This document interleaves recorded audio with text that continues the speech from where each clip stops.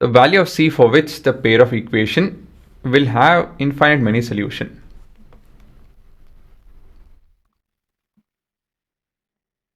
ಏನು ಹೇಳ್ತಾ ಇಲ್ಲಿ ನಮಗೆ ಇನ್ಫೈನೈಟ್ ಮೆನಿ ಸೊಲ್ಯೂಷನ್ ಬೇಕು, ಅದಕ್ಕೆ ಏನು ಮಾಡ್ಬೇಕು ನಾವು ಅಂತ ಹೇಳಿ, ಸರಿನಾ?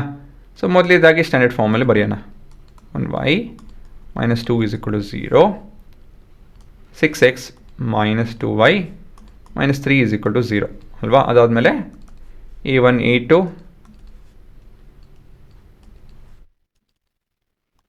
c1 ಅಲ್ಲ b1 b2 c1 c2. So ಇದು ಸಿ ಮತ್ತು 6 -1 ಮತ್ತು -2 -2 ಮತ್ತು -3 ಅಲ್ವಾ? ಹಾಂ, ಇನ್ಫೈನೈಟ್ ಮೆನಿ ಸೊಲ್ಯೂಷನ್ಗೆ ಏನು ರೇಷು ಬೇಕು, ಏನು ತೊಗೊಬೇಕಾಗುತ್ತೆ? ಇನ್ಫೈನೈಟ್ ಮೆನಿ ಸೊಲ್ಯೂಷನ್ಗೆ it is dependent overlapping coincident ಅಂತ ಹೇಳಿದ್ರೆ ಎಲ್ಲ ರೇಷಿಯೋಸ್ ಈಕ್ವಲ್ ಆಗಿರಬೇಕು.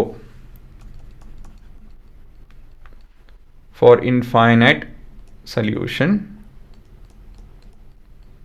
ಅಲ್ವಾ, the ratios will be a1 by a2 is equal to b1 by b2 is equal to c1 by c2.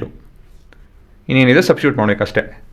So c by 6 is equal to -1 by -2 which is not equal to -2 by -3. ಸರಿ, not equal to ಅಲ್ಲ, equal to.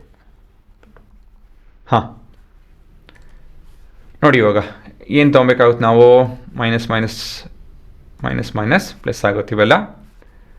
ಇವೆರಡು equation ತೊಗೊಂಡು solve ಮಾಡ್ತು ಅಂದರೆ 3 ಅಲ್ಲ, c by 6 is equal to 1/2 ಅಂತ ಹೇಳಿದ್ರೆ c is equal to 6/2. So c is equal to 3. ಕರೆಕ್ಟಾ? Answer is option A.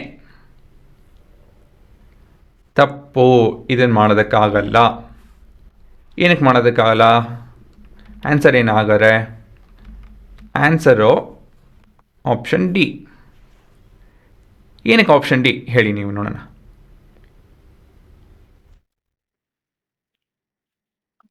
ಏನಕ್ಕಂತ ಹೇಳಿದ್ರೆ as b1 by b2 is not equal to c1 by c2. ನೋಡಿ, ಇವೆರಡು ರೇಷಿಯೋಸ್ ಈಕ್ವಲ್ ಅಲ್ಲ. This implies there is no value for there is no value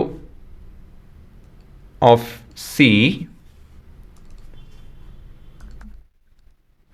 that will give or for which the pair of equation will have infinite many solution. So value of c that will make the pair of